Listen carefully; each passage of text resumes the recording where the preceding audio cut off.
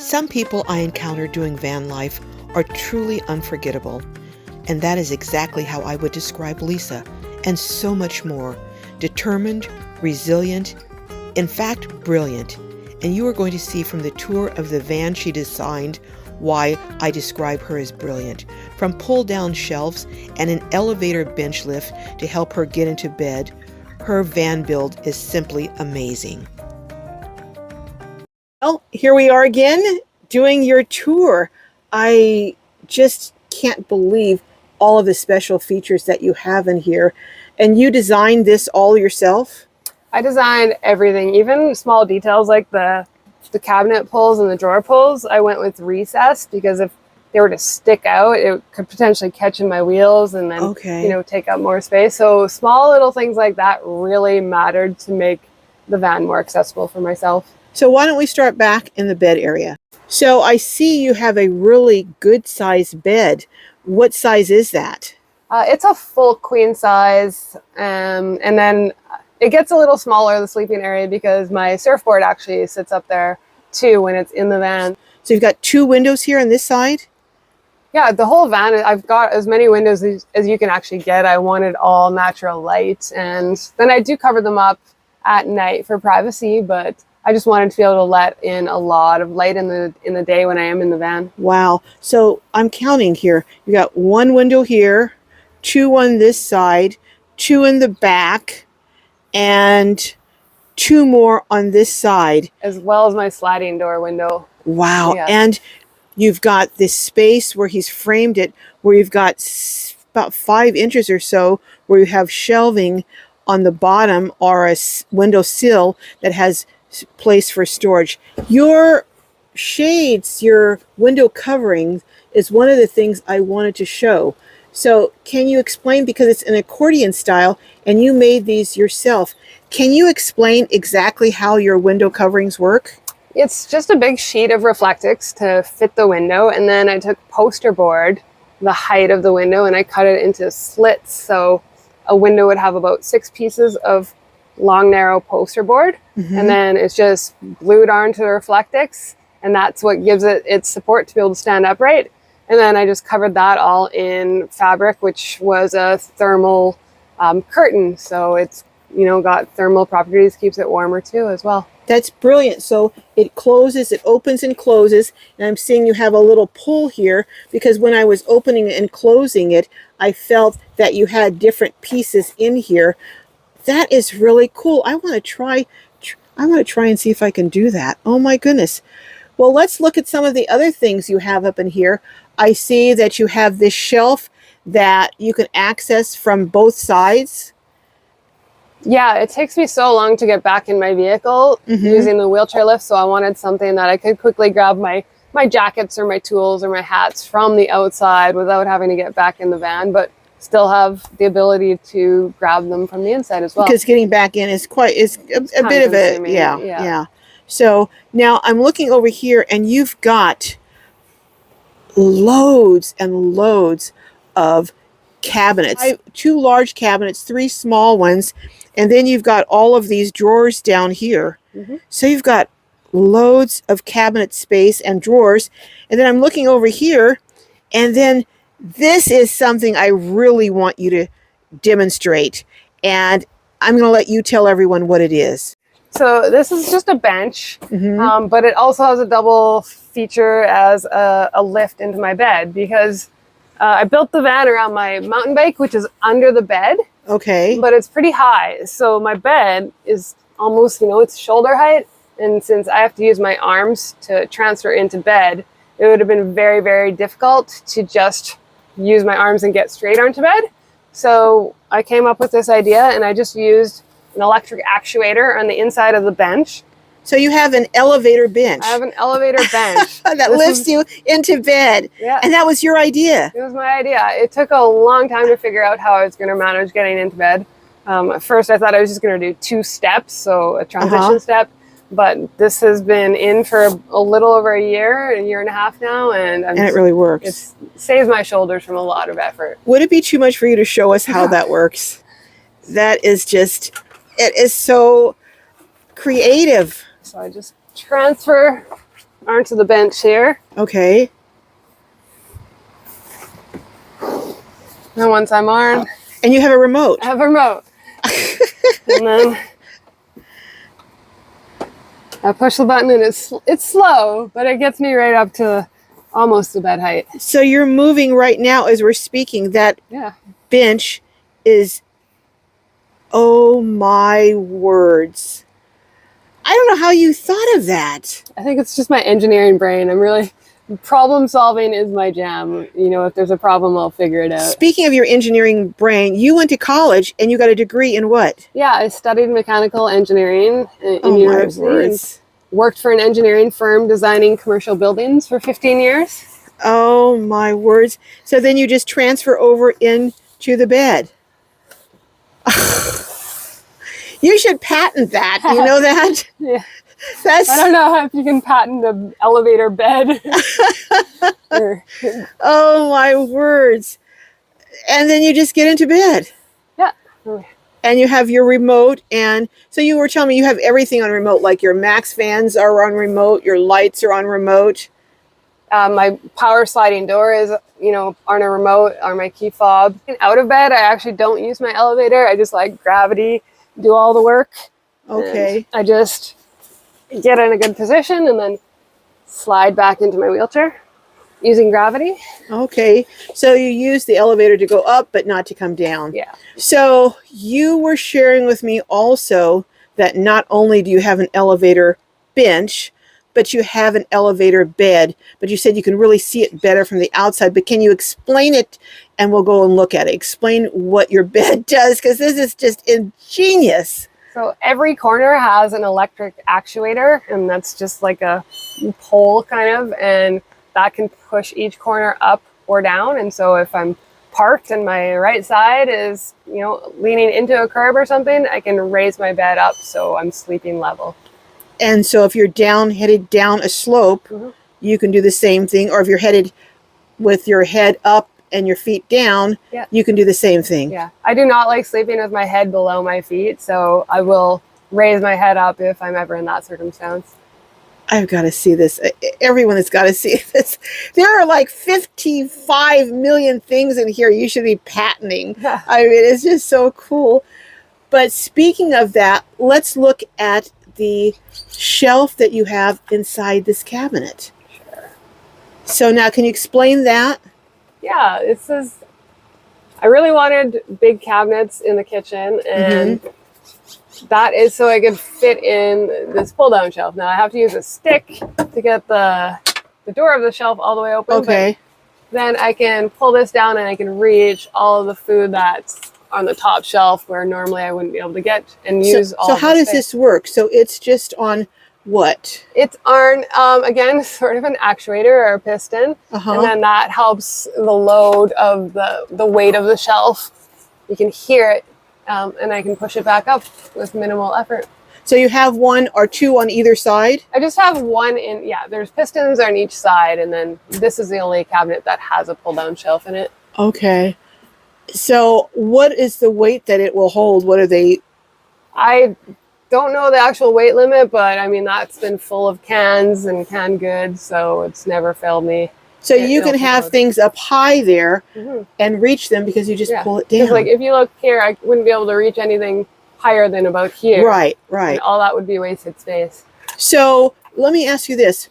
Were you in here and you were trying to do things and you thought of these things, or did you think of these things before you built the van? It was a little bit of both, I would say. I did spend about 3 months in the van without any cabinetry built. Okay. So I had a good idea of what space I needed and how high I could reach. I think I already had this pull-down shelf in my mind before that, but I wanted to make sure that I would need it. And so it was a little bit of both, a lot of imagining beforehand, but then actually being in the space made a big difference as well.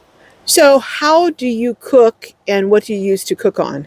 So the biggest thing in the van is I didn't ever want to have to set up a bed or any cooking apparatus. So I have an induction cooktop and it's in this drawer and it just pulls out and it's electric, 2 burners. And you can just cook with it in the drawer as it is. Yeah, I you just don't pull have it to out like remove this. it. No, I cook like this. And this was another accessibility feature because if I wasn't, so I'm able to roll under and get really close to the surface. If it was just say on a countertop here, I'd be reaching and stirring like my pot like this because I couldn't get close to it. So that's why I have it on the rollout. And that's kind of the same idea with the sink too, is I have space under the sink that I can wheel under. And then that gets me closer into the sink versus if I was just here sideways, I'd be reaching and really awkwardly trying to do my dishes. You should be designing like accessibility units, like accessibility tiny houses, accessibility vans. I mean, your ideas are just so spot on and exactly what is needed. So in that you have the induction cooker, you must need a good amount of power. So what do you use? Well, on the roof, I have 300 watts of solar, and then I can also charge my batteries from when I'm driving, or I could connect to shore power, like plug into a house outlet or something. And then in the batteries, I have 200 of amp hours of lithium batteries and a 2,000 watt inverter. So do you find that adequate? It is on sunny California days. I've been up in the Pacific Northwest area where I kind of limited my cooking and would just use like my gas or propane stove. But for the most part down here, it's been really good. I don't really ever have to limit my cook time. Well, the other thing, and then we'll go look at the garage, but the other thing people are, of course, going to want to know is how do you use the bathroom and what are your bathroom facilities like, including do you shower in here? So for the first year and a half that I had the van, I actually had a porta potty just in my bench here, but I didn't even use it once. I'm always at a beach or a public bathroom, but I took it out, but now I want to do a lot more boondocking really out in the middle of nowhere. I was doing some before and I just made do with it. So I am going to add, not a, porta potty, but I am going to make another smaller little toilet in this bench just by cutting a hole in the top of the lid of the bench. And then just very, very minimalistic, very simple. And then let's look at how you shower. So I see you have what looks like it may be something to shower in. Am I correct? That's right. So I didn't want a permanent shower because I need all the space to move around in my wheelchair. So I have this little collapsible, it's a puppy pool, they call it. Okay. And I just unfold it. I put it on my floor. It's about 3 feet in diameter. And then you just use your upper arms to transfer into it? I just use my arms to get into it, just like I got onto the bench. Just use my arms. And then what do you use for your water source? So then I've got a water heater underneath my sink here. Okay, and that's hooked up to a larger water tank? Yeah, that's good. I've got a water tank in the back in the garage. Okay. And then I just plug it in before I go surfing and then unplug it when I get back in. So that's not gas or propane, that's just electric. Yeah, and then I just sit in there and either, after a surf, I'll even just pull the hose right outside and just rinse off. Or if I want a real good, nice private warm shower, I'll just shower in here. And there's a drain on this puppy pool too. So I use all biodegradable stuff and then just let it drain outside. So let me ask you, this is probably a dumb question. So could you actually fill that another way, like say with just gallons of water instead of having a tank if you wanted to? You need a pump still. So it has to be connected to a pump to get the water to flow through it. Okay. So it's connected to my regular pump with my regular water tank. Okay. All right. But that's I love this. This is a great idea.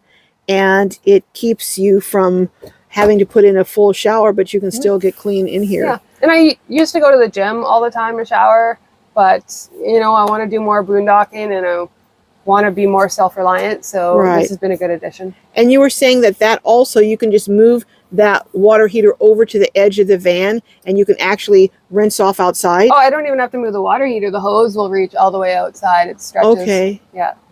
But I could move the water heater around. It's pretty light enough. Well, Lisa, let's go look at the garage because I haven't forgotten. I still want to see this mind-blowing thing where each of your four corners of your bed raises. So let's go out and look at that. All right. Right, this is the garage, and we see right now that your bed is kind of tilting to the left. So let's see a demonstration of raising the bed so it's even. I'll lower this side, or no. Okay, or lower that side. We'll raise that side up so you can Okay, see so- that silver thing. Oh my gosh, the pulley. No, just that silver rod sort of thing. Okay, okay. That's what moves everything. Oh my gosh, look at it. It's even now. That's crazy. And you do that all with that remote. Yeah. So every button is for each corner of the bed. Would you do something with the other corner? I know I'm like a kid in a candy shop. I want to see everything. So you're raising that side. So now, oh my goodness. This one time when I first was on the road, maybe I'd been on the road for 2 weeks. Uh-huh. In the middle of the night, I heard this whirring sound, like zzz sound, and I could feel myself tilting in space. I thought, I'm getting towed. Like, that's all that went through my mind. I opened up the back window and looked out, and no, nothing was there. And then I realized that one of the actuators on the bed had, on its own, just gone haywire. Oh and my gosh. lifting up the entire corner. It must have been that much higher. And I was just jumped against the wall one Oh night. my gosh. Yeah. Oh, but that's the crown joy, the crown piece of the garage. But the other things are you've got your paddle for your kayak and your I shouldn't say your kayak, your wave Surfboard or your wave surfboard, ski. Yeah. And then you've got your mountain bike here. Yeah. I see. Oh my goodness, all this stuff. So now what is this here? That's an attachment that goes on my wheelchair. It just clicks to the front end of my wheelchair and it lifts my wheelchair, those front wheels up off the ground. These little wheels get caught in the sand and gravel. And so when I put that on, there's a bigger wheel in front so I can go on terrain like You sand. can go on rougher a little terrain. easier. Okay. Yeah. And then I'm seeing, of course, you got your helmet there. Yeah, my So bike you helmet. really have basically and this, oh, here's your water. Yeah, Is this your water? This is my water Okay. fill. You can see. Water fill. So you've basically got an adventure van. Yeah. And then Oh my goodness. the mountain bike, I can independently load and unload it. There's a winch attached to the bottom of the bed frame there. You see that black thing? Yeah. And so I clip that to my wheelchair, to my mountain bike. And so I use these white things as ramps and I set them up out here and my bike rolls up, just the winch doing all of the work. So the winch pulls your bike on the ramp up there. Up into the van. I'm telling you, you have missed your calling. You need to be designing things. Hey. If I'm trying to do, I'm going to do a tiny home village and I want one that's going to be accessible. Will you design it for me? I'm open to that. For sure. Okay. All right. So stay tuned, Globies, because Lisa's going to design an accessible tiny house for Glow Haven. Oh my goodness. So thank you so much. You have a YouTube channel. You haven't been doing a whole lot on it, but you're going to start. What's the name of your YouTube channel? My YouTube channel is going to be Keeping It Wheel 306. But right now it's what? Right now it's, I have to look it up, Lisa Franks 9676. Okay, but it's going to be, and within the next week or so, it will be Keeping It Wheel, the same as my Instagram handle. I'm hoping I can change it, but if not, you can find me at Lisa Franks 9676. And you're going to plan on you coming on my live in a couple of weeks or so. Yeah. And by the time, actually, this will have aired before you come on the live. So we'll be sharing that information again on the live. Thank you again. And oh my goodness. Next year, when you come down, you have to promise me you're going to let me film you surfing. Yes, I'll be back. So I spend my summers back in Canada, and then from December till April, I'm in Southern California. So of course, I'll get out here and we can catch some waves together. Hey, by that time, hey, maybe. Talk to you later. Lisa, see you down the road. Get on. Bye-bye.